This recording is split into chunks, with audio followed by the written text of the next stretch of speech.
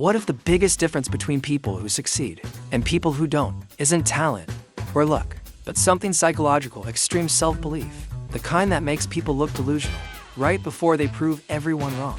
You've seen people like this.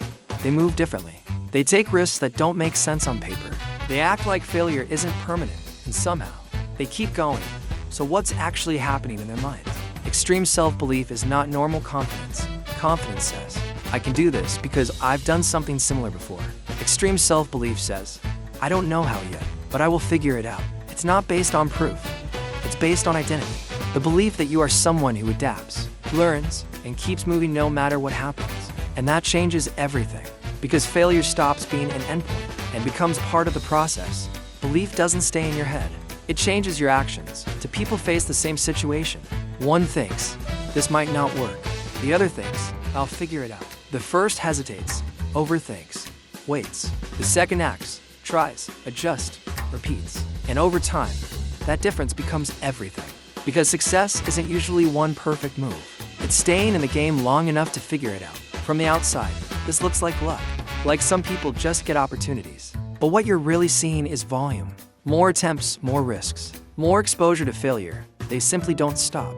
And when you don't stop, eventually something works. Not because you're special, but because you stayed in the game longer than most people are willing to.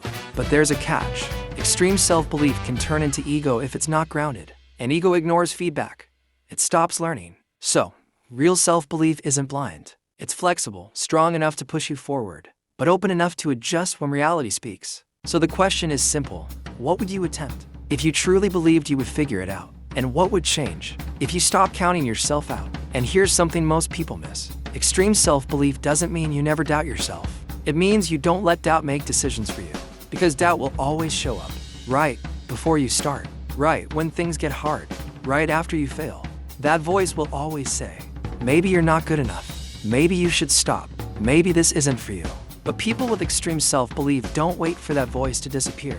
They act with it still there. They just don't obey it. And that's the real separation. Not who feels the most confident, but who keeps moving while feeling uncertain. Because confidence is a feeling, but extreme self-belief is a decision. A decision to keep going, even when your mind is not fully convinced yet. And over time, that decision rewires who you become.